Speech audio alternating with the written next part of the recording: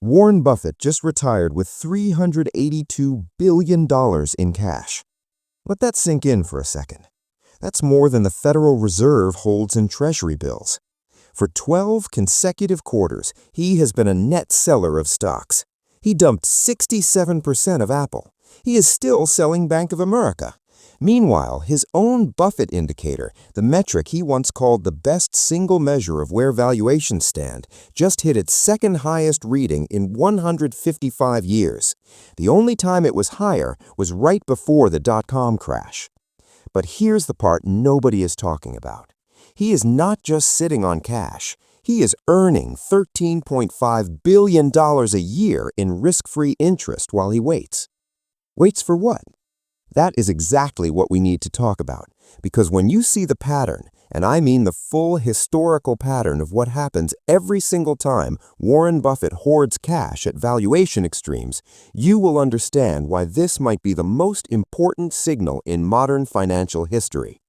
My name is Wingo, and I have spent the last decade tracking the moves of institutional investors and billionaire capital allocators so you do not have to. I read the SEC filings, the quarterly earnings reports, and the shareholder letters that most people skim past. And I have never, in all that time, seen anything like what Berkshire Hathaway's balance sheet looks like right now. If you want to understand what the smartest investor alive is telling you with his actions, not his words, make sure to hit that subscribe button and give this video a thumbs up, because this one matters. Before we dive in, I want to know, are you still fully invested in this market, or have you started raising cash like Buffett? Drop it in the comments. I genuinely want to see where this audience stands. Because here's my thesis. Warren Buffett is not predicting a crash. He is the prediction. And by the time I'm done showing you the 5 layers of what he is actually doing, you will understand that this is not just a rich old man being cautious. This is a calculated, strategic, historically consistent bet against the current market. And the math behind it is devastating. Now, most people hear that Buffett is holding cash and they shrug. They say, well, he's 95 years old. He just retired on January 1, 2026. Maybe he's just winding things down. Maybe he can't find deals at Berkshire's scale. Maybe the world has changed and the oracle has lost his touch. That's the trap right there, because that's exactly what people said in 1999 when he avoided dot-com stocks. They called him washed up. They said he was behind the times. Fortune magazine practically wrote his obituary as a relevant investor. And then the market crashed 50% over the next 2 years. Buffett was sitting there with a pile of cash, buying assets for pennies on the dollar. But here's the thing. 1999 wasn't even the first time he did this. In 1968, Buffett closed his entire investment partnership. He literally gave money back to his investors and said he could not find value anywhere. The market crashed over 30% by 1974. Then, in 2005, he started building a massive cash position years before the housing crisis. When the financial system was melting down in 2008, Buffett had the cash to cut deals with Goldman Sachs and General Electric at terms so favorable they were practically highway robbery. Legal highway robbery, but still. So when I tell you he's hoarding cash at valuation extremes, understand that this is not new behavior. This is a pattern. And every single time this pattern has appeared, a significant market event followed. What I'm about to show you next is the thing that separates casual Buffett observers from people who actually understand what is happening beneath the surface. Pay attention. Let me walk you through the 5 layers of Buffett's secret bet, because each one on its own is interesting. Together, they tell a story that should make every investor in America sit up straight. Layer 1. The cash pile itself. According to Berkshire Hathaway's Q3 2025 earnings report, the company is sitting on $381.7 billion in cash in Treasury bills. The previous quarter, it was $344.1 billion. It is growing. Cash now represents 31% of Berkshire's total assets, the highest percentage in over 30 years. And here's the detail that floored me. $320.5 billion of that is in short-term U.S. Treasury bills. That single number exceeds the Federal Reserve's own Treasury bill holdings of $195 billion. Let that settle in your mind for a moment. A single private company holds more Treasury bills than the Central Bank of the United States. That is not caution, that is conviction. Layer 2, the selling spree. Berkshire has been a net seller of stocks for 12 consecutive quarters. 12, that is 3 full years of selling more than he is buying. The total net sales since Q1 2022 exceed $183 billion. This is the largest selling spree in the company's history. And here is what makes it even more telling. 0 share buybacks for 5 consecutive quarters. Buffett used to love buying back Berkshire stock. He said it was the easiest way to create value for shareholders. But now, with Berkshire's price-to-book ratio above its 20-year average, he does not even see his own stock as a bargain. Think about that. The man who built this company, who knows its value better than anyone on earth, will not buy his own shares at these prices. And the reason this matters goes deeper than most people realize. I will explain why after we cover Layer 3, because that is where the math gets really uncomfortable. Layer 3, the Apple and Bank of America reductions. In January 2024, Berkshire held 915.6 million shares of Apple. It was roughly 50% of their entire equity portfolio. Then, quarter by quarter, Buffett started selling.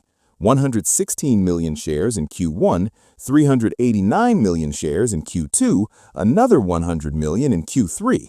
When the dust settled, he had sold over 600 million shares, reducing his position by approximately 67%.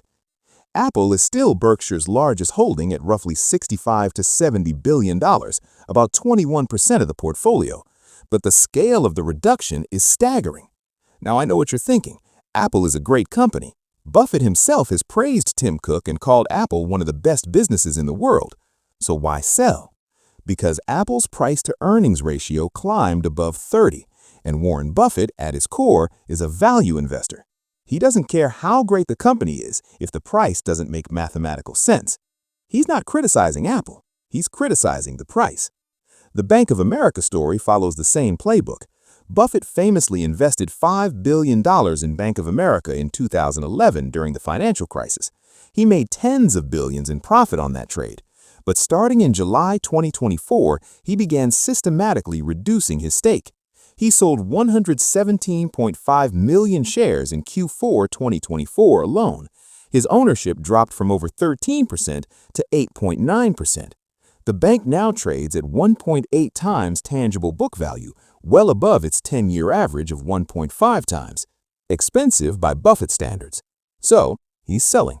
If you have made it this far, you are already ahead of 90% of people watching. But do not stop now, because Layer 4 is where everything clicks.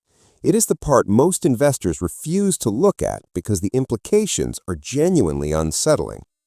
Layer 4, the valuation nightmare. The Buffett Indicator, total stock market capitalization divided by GDP, just hit 220%. According to data from Guru Focus, it reached 222.7% in January 2026. To put that in perspective, the historical average is around 80%. Before the dot-com bubble peak in 2000, it hit 140%. Before the financial crisis in 2007, it was at 110%. Right now, it is above 220%. It's not just above his overvalued threshold of 120%, it's nearly double it. And it's not just one metric flashing red.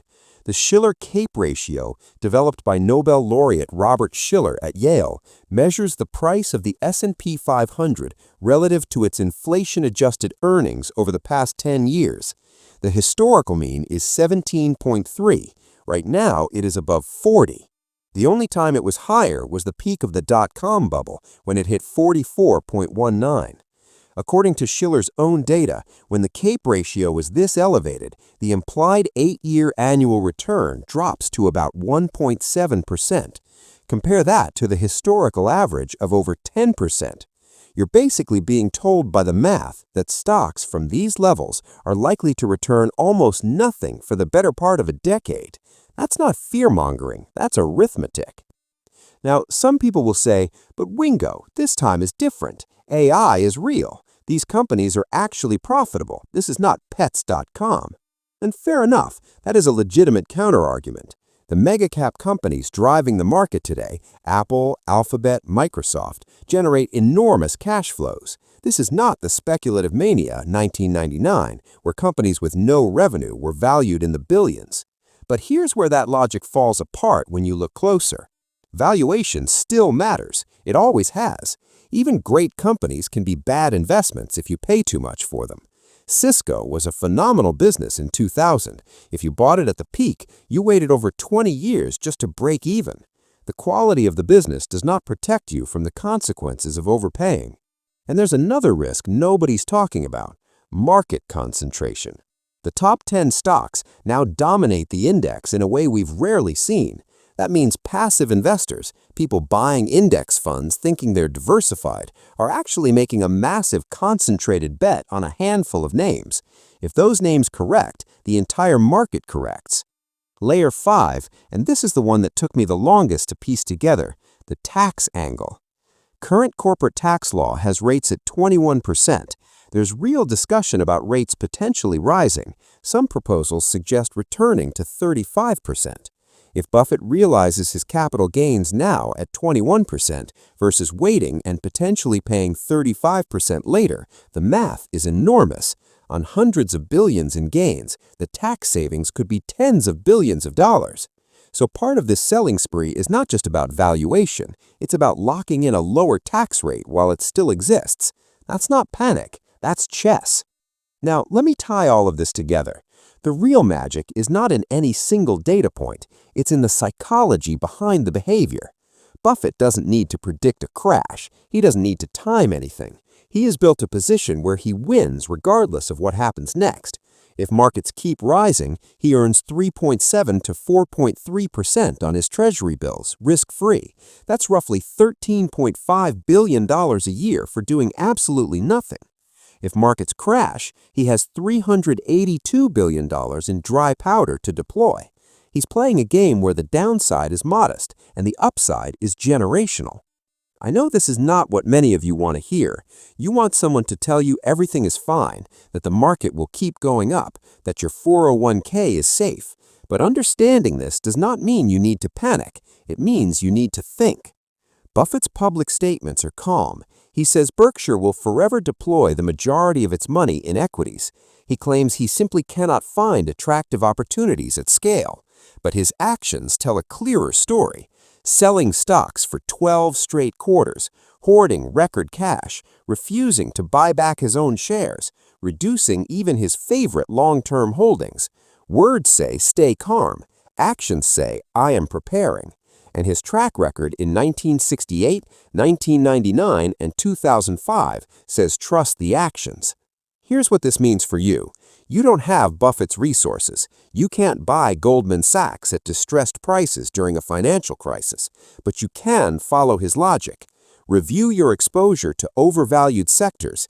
Consider whether your portfolio is more concentrated than you realize. Look at what treasury bills and money market funds are paying right now. 4% or more risk-free is real money. Ask yourself honestly whether chasing returns at valuation extremes makes mathematical sense when the Shiller-Cape ratio is implying 1.7% annual returns for the next 8 years. You don't have to go entirely to cash, but having dry powder, having the ability to act when opportunities emerge, is not bearish, it's strategic. That's what Buffett has done at every major turning point in his career. He doesn't predict the storm, he builds the ark before the clouds appear. Remember at the top of this video I told you the Oracle just cashed out. That's only half the story. Buffett didn't cash out to run away, he cashed out to reload. He's sitting on the largest war chest in corporate history, earning billions in interest, waiting with the patience of a man who has done this exact same thing 3 times before and been right every single time. You don't need to predict what happens next, you just need to be ready for it. And right now, the smartest investor who ever lived is telling you through every action he takes that being ready matters more than being right.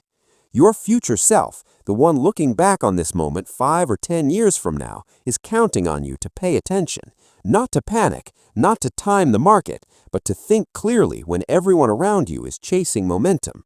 So here's what I want from you. What's your read on the market right now? Are you following Buffett's lead in raising cash, or do you think the bull market has more room to run? Drop your take in the comments. I read every single one, and the conversations in this community are some of the sharpest I've seen anywhere. If there's a topic you want me to dig into next, Buffett's successor, Greg Abel, Treasury market dynamics, the AI valuation question, tell me below. That's what this channel is for. I'll see you in the next video.